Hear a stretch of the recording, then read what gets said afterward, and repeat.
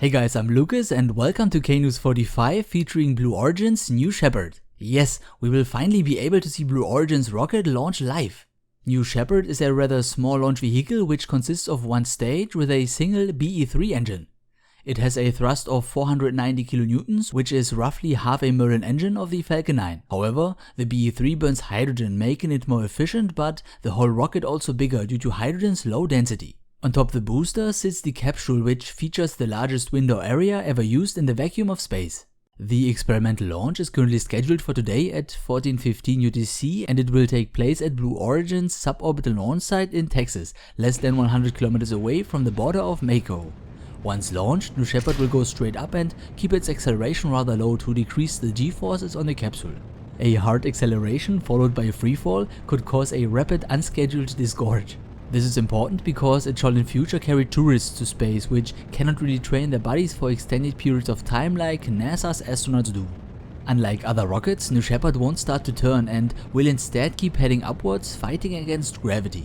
In case P, I make a little turn though to account for Kerbin's rotation, since raising my apoapsis increases the way I have to travel to keep up with the surface. I guess New Shepard does the same, just less drastically, since the Earth is 10 times bigger and therefore the difference in orbital length smaller. Once New Shepard finishes its burn, it will be traveling at a little over Mach 3 and its apoapsis will pass the Kármán line at 100 km. This line is the pretty much defined edge of space and people passing it can call themselves astronauts. While there is still enough atmosphere left to carry a plane at such an altitude, the speed necessary to generate enough lift would exceed the orbital speed, thus makes wings unnecessary. Now heading towards the apoapsis, the capsule will separate from the booster and future tourists will experience microgravity as astronauts on the ISS for around about 5 minutes. Just by the way, the term microgravity is commonly used instead of zero gravity because every massive object produces gravity even if it's as light as a human. So two humans in space would attract each other if they like it or not. Anyways, as mentioned, New Shepard goes almost straight up and this means the capsule will fall back to ground without having to fire any engines. This is because gravity has no limit and reaches far outside into space. Like that, our Earth's gravity can be felt by every star in the sky, although its impact is of course very little.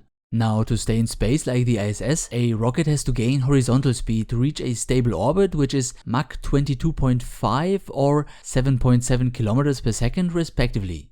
This is why rockets which bring payload to orbit are so ridiculously large and need to be as light as possible to not only reach orbit but also bring sufficient payload mass with them to be competitive. Having passed the Kármán line, the capsule won't stay there very long and plummet back to ground quickly. Although there is no human on board yet, the capsule is still packed with payload, in this case scientific experiments to make use of the test flights. While heading downwards, potential passengers can further experience weightlessness and would not feel the capsule moving up or down at all since they are constantly in freefall.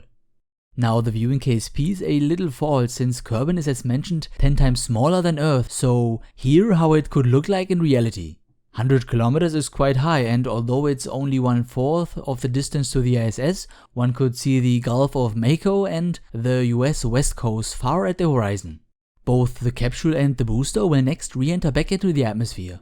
The capsule is rather light and needs no additional air brakes and will land using parachutes. This time Blue Origin will test its capsule's hard landing capabilities. Should one parachute fail, the astronauts will still get to ground safely. For this they will let one parachute malfunction and only use 2 instead of 3 for landing. Just before touchdown, the capsule will fire its retro rockets to slow the capsule down, and for this specific test, multiple crumble zones will get crushed and take as much impact energy away from the passengers as possible.